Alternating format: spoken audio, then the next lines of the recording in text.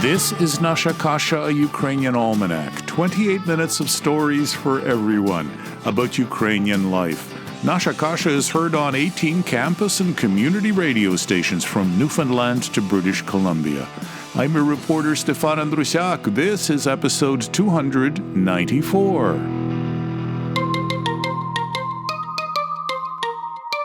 It was a perfect autumn day in the fall of 2021 in Winnipeg's Kildonan Park. You're listening to the band Mandre from Ukraine. This is an excerpt from the melody Misto, which means the city. You might say that I came to this city for a civics lesson. My teacher, the executive director of the Association of Manitoba Municipalities.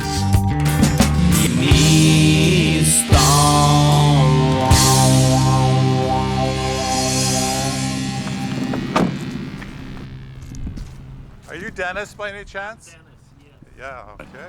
Hello, my name is Denis Volkov. I'm Executive Director of the Association of Manitoba Municipalities. I'm originally from Ukraine. I studied in the United Kingdom and here in Canada as well. Were municipal politics always at the heart of your studies, or did you study something else? No, in fact, I have never studied municipal politics and administration because most university programs focus on national or provincial issues. So this is something that I came about when I graduated from the university, and I got my first job in municipal government, and then I learned already on the job. What was that job? Could you tell me about it? Upon my graduation, I joined the city clerk's department that takes care of all the paperwork for elected officials, and I learned a lot about the processes. And then shortly after, I joined the mayor's office here in Winnipeg. Sam Cates was the mayor of Winnipeg at that time, and a lot of city councilors were on council for a long time, so I learned a lot from them, and right now council is pretty much brand new. What do you mean you learned a lot from them? What is it that you brought to that office, and what did you do for the mayor and council? I was working as an executive assistant and a policy advisor to the mayor. So we worked a lot with stakeholders, whether it's business, whether it's community groups, regular citizens, and we tried to implement, of course, the mayor's platform and work with the rest of council to make sure that we passed bylaws, that we implemented policies that they were elected to implement. So we worked with all council members, with administration and the mayor. Okay, so I'm a member of council, or I'm a member of the public, and I come to the counter in your office. Walk me through, what is it, the kind of things that I'd be asking for, and how would you help me? It's a very good question. We've had many instances where people would just come in and say, help me. So you would talk to them, you would understand the nature of their concerns. I think it's very important to also understand what a resident has done already. Have they talked to different departments? Have they written letters or emails? Have they already reviewed responses? Where they're at in the process? Of course, bylaws govern and policies govern everything that municipal governments do. So you kind of try to understand where somebody is at, and then you figure out how you can help them. Maybe they haven't received the response. Maybe there is an alternative way of doing something. But in the elected office, I think all elected officials of all different levels try to help their residents to get what they would like to see, or find an alternative or compromise way, because sometimes you just realize you cannot do something, but you can achieve the same results by going through a different route. Was there some kind of issue or some kind of problem that in the mayor's office you said, I'm particularly interested in working in this area, before you went into municipal associations?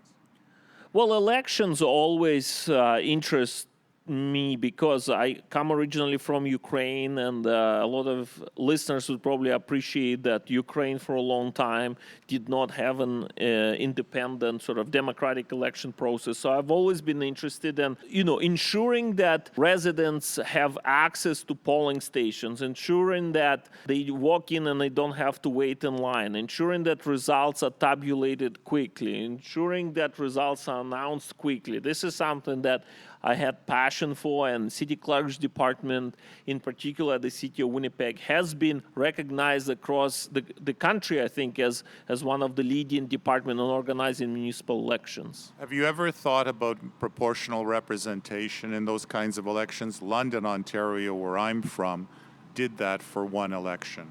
Well, this is a great policy topic, I think, for any policy wonk, and I have thought of it, and there are many ways to run elections, and we're aware of 4, 5, or 6 different ways.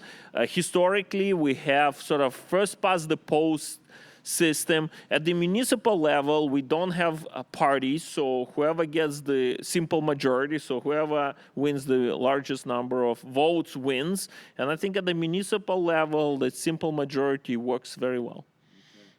So walk me from your city position to the broader municipalities level.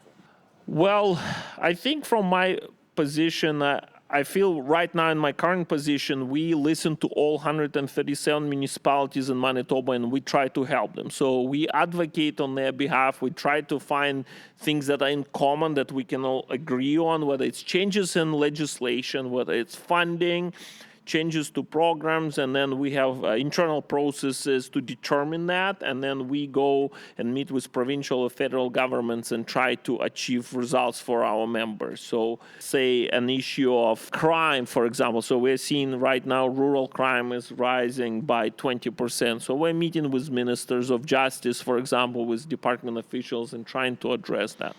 What do you mean address it? Do you address it by stopping it from ever happening and focusing on prevention, or are you addressing it at the policing level?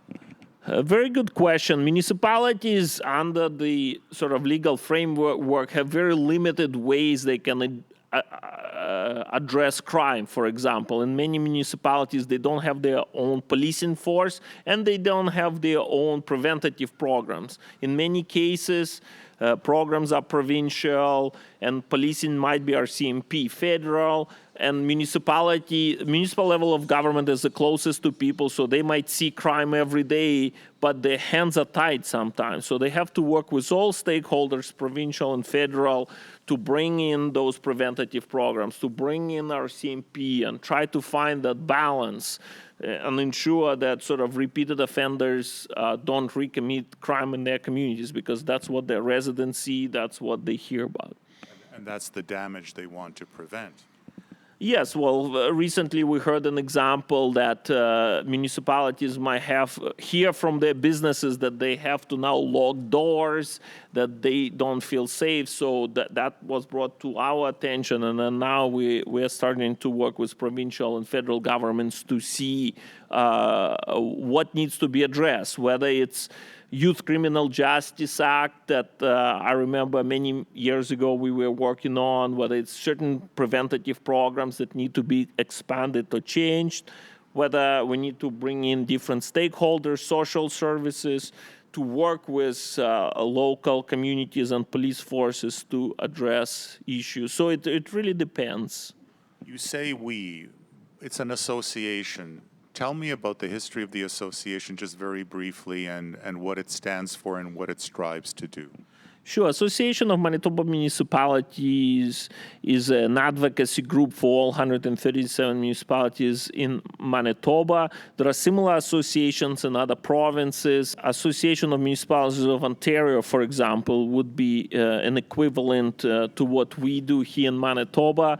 In different provinces, there are more than one association. Here, we're lucky to have one association. So municipalities bring concerns that might be similar to municipalities in their neighboring communities. So they bring it to our attention, and then we speak with one voice on behalf of all municipalities, and we advocate for changes in legislation, advocate for changes in programming. We bring those government relation skills that maybe some of the smaller municipalities don't have. Is your position an elected position, and how long have you been the head of this association? My position is not elected. I'm a staff member, but we're governed by the board of directors who are elected officials, and they're usually elected for 2 years. So we as staff provide that continuation and knowledge and expertise to whoever is elected on our board. 137 municipalities. How many cities? Here in Manitoba, we have 10 cities. Obviously, the largest one is the city of Winnipeg, but we have smaller cities. But if they have a designation of a city, we include them and we count them as a city. So there are 10 together. I imagine rural municipalities and urban municipalities have different priorities, and we can't look at them all. But I'm just interested, what is front of mind for municipalities in Manitoba? Well, and why I'm so proud to work for the AMM is because we bring interests of rural and urban, small urban, large urban together, and we have a way to kind of find something we agree on. So, for example, right now we're in the COVID recovery, so a lot of municipalities, whether they're large or small, they lost a lot of money because community centers were closed. So we advocate on behalf of rural and urban to make sure that they receive funding that they lost during COVID for community centers, either to stay open or to continue to operate. That's number one priority. As I mentioned, crime and safety is another priority. That's, again, affects rural and urban communities.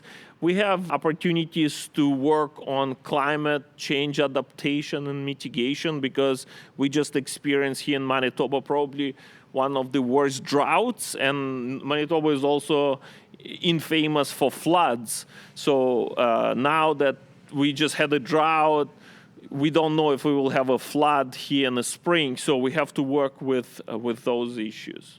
Why would a town want to become a city?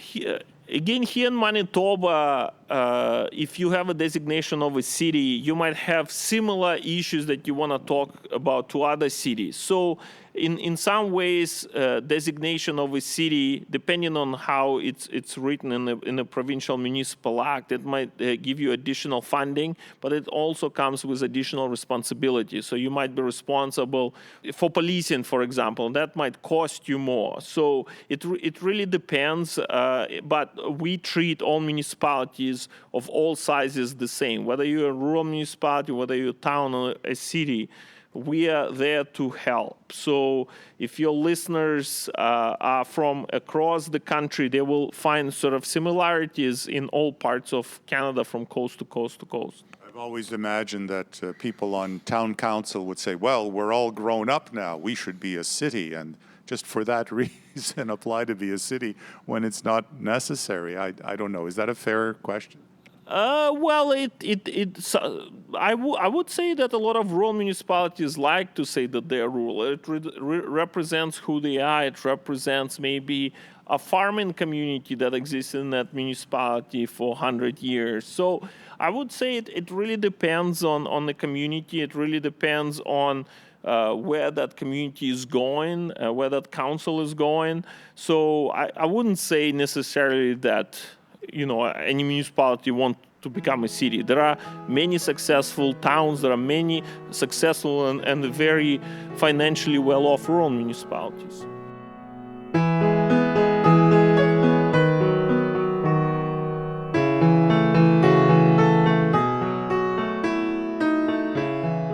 Nasha Kasha comes to you from Radio Western 94.9 FM on the campus of Western University in London, Ontario, Canada. We're heard on CHMR 93.5 FM in St. John's, Newfoundland, on CKDU 88.1 FM in Halifax, on Local 107.3 FM in St. John, New Brunswick, on CJAS Radio 93.5 FM in Saint Augustine, Quebec, on CJLO 1690 AM in Montreal, on CFRC 101.9 FM in Kingston, on CFMU 93.3 FM in Hamilton, on CKMS 102.7 FM in Kitchener-Waterloo, on CJAM 99.1 FM in Windsor and Detroit, on CKLU 96.7 FM in Sudbury, on CILU 102.7 FM in Thunder Bay, on 101.5 UMFM in Winnipeg, on CJTR 91.3 FM in Regina, on CFMQ 98.1 FM in Hudson Bay, Saskatchewan,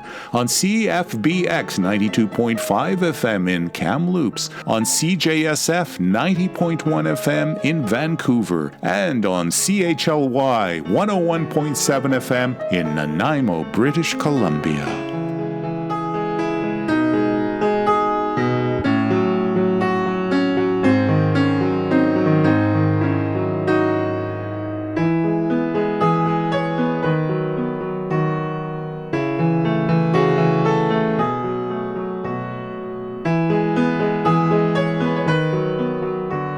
Manitoba-born pianist Evan Wish with his composition, The Hill. In Ukraine, I was surprised to learn that municipalities do not charge taxes, or have not up until now, and so it's very hard to fix roads, plan, and people who have property don't feel like they have a stake in the broader urban setting. Do you have any ties? Are there conferences? Is there outreach from Manitoba to maybe advise? Do they ask you for advice? Maybe they don't want our advice. That's very true of the Soviet sort of system, which was very centralized and top-down, that municipalities did not have access to any revenues. They really depended on other levels of government to transfer their money, and it created a conflict. However, after the Revolution of Dignity of 2013-14, the government of Ukraine has started decentralization policies, so they're giving more powers to municipalities with more revenue. So I know it's been implemented very successfully in many municipalities, and now they have access to more revenues. And yes, I have been involved with several reforms in Ukraine. I've traveled to Ukraine and met with representatives of municipal governments as well in Ukraine to understand their concerns, and we exchange stories and knowledge. Can you give some assessment of what kind of a learning curve there is there, and how long it would take to mature that kind of system to the point where there is trust and also enough revenue to make things happen in a town or a city? I would say it's more about how municipalities in Ukraine, what to look like in the future. There are many successful municipalities that I've been to that have revenues or have successful relationships with other levels of government. So can you name one? Yes, for example, Kharkiv, for example, where I'm from, I'm very impressed with how sort of they develop many parts of Kharkiv, Dnipro right now, Kiev, a lot of urban, what I'm seeing in Ukraine, a lot of urban centers, larger cities are using the extra revenues they're receiving from decentralization to sort of reinvest in their communities.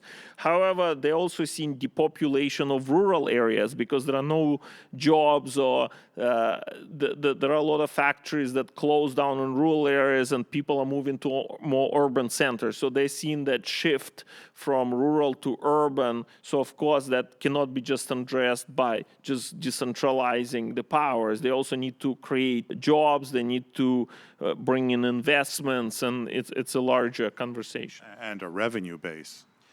Correct, revenue base. You want to make sure that people have money to spend in your community that can bring businesses. And of course, their tax system is very different, and they don't per se have the property taxes the same way we pay them here. So municipalities don't have the same access to revenues. But there are taxes now? There are taxes in Ukraine, but a lot of the time they go sort of to state or national governments, and then they're redistributed back to municipalities. So a lot of municipalities right now are talking about keeping revenue local so they can reinvest money in their communities. Це моє місто лине, це моє місто, де безліч протиріч, це моє місто, що лиш за хвилини народжує ранок, лине одразу в ніч. Я тобі даю,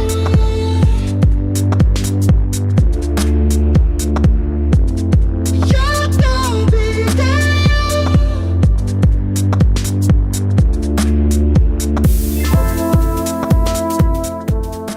This is the band Onuka from Ukraine. This too is a song about a city, and no surprise, it's called Misto. Back here to Winnipeg and to Manitoba, is there something you want to tell me or teach me that I and my listeners should know about that's important right now on the municipal affairs front?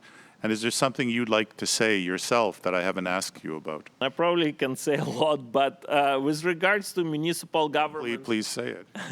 with regards to municipal governments, I think as we're coming out of pandemic, a lot of municipalities experience homeless problem, for example. So you're starting seeing more social issues that sort of sometimes have been addressed by provincial or federal governments, but they're now becoming sort of a municipal issue across Canada.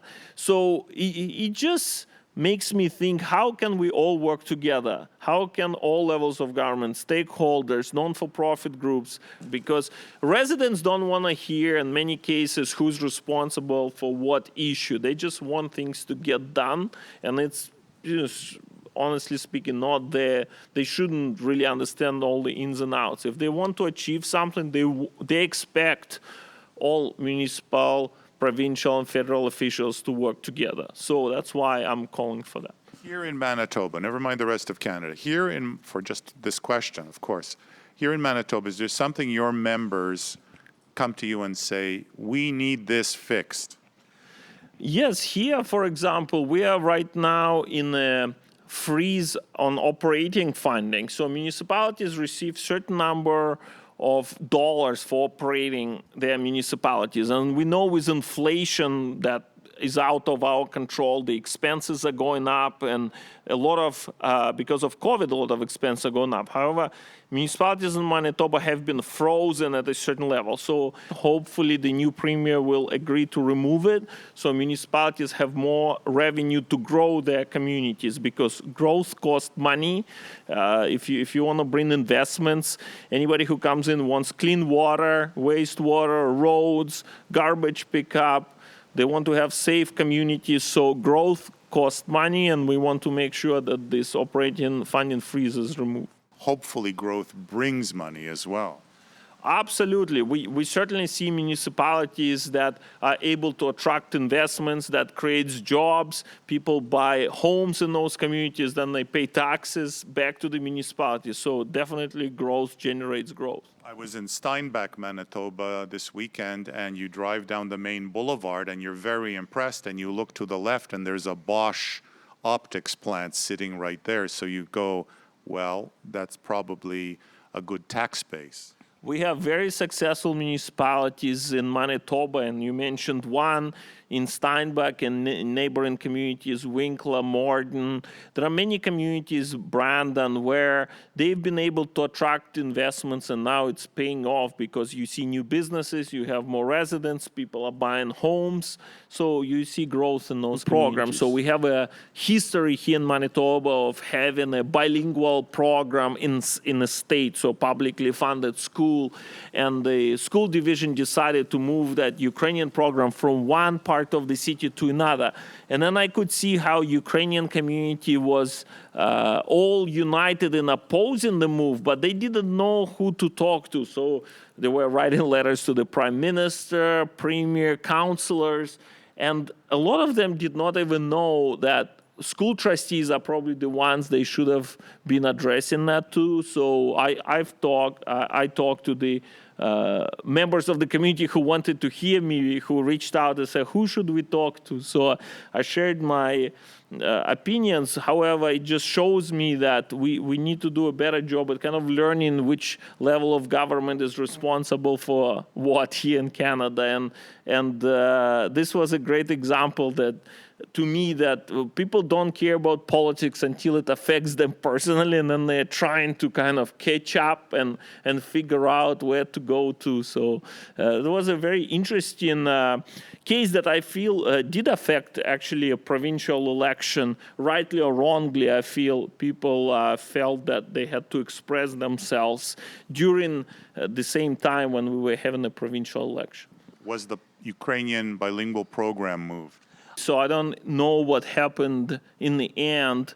However, I know a lot of members of the Ukrainian community were sort of up in arms about what was happening. Okay, well, they were lucky to have you within their boundary to identify and go, well, maybe Dennis can give us some advice. But it would be good for the school boards to have somebody who can spot, because Ukrainians aren't the only ones with bilingual programs. It's communications as well on their part, I think, both ways, yeah? Yeah, that's a very good point. And whether or not people wanted to hear what I had to say or not, like I said, I was happy to share my opinions with those people who wanted to hear. Thank you for sharing your thoughts and your story with me. I appreciate it. Thank you very much. На мене чекає, ти знаєш з усіх облич.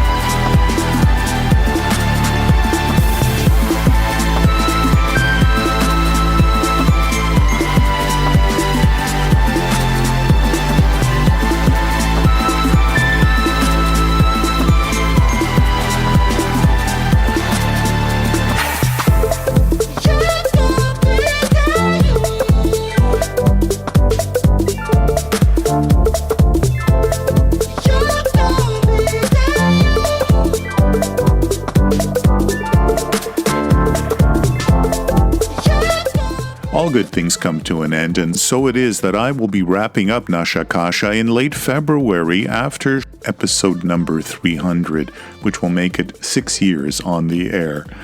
But you can still access our archives throughout the summer of 2022. Go to Nasha Kasha. Nasha Kasha is one word. nashakasha.libsyn, Libsyn. That's nashakasha.libsyn.com. Partial funding for Nasha Kasha has been provided by the Shevchenko Foundation and by the Ukrainian Credit Union. I'm your reporter Stefan Andrusiak. Back in a week, God willing. До милої зустрічі за тиждень часу, дорогі слухачі. Знову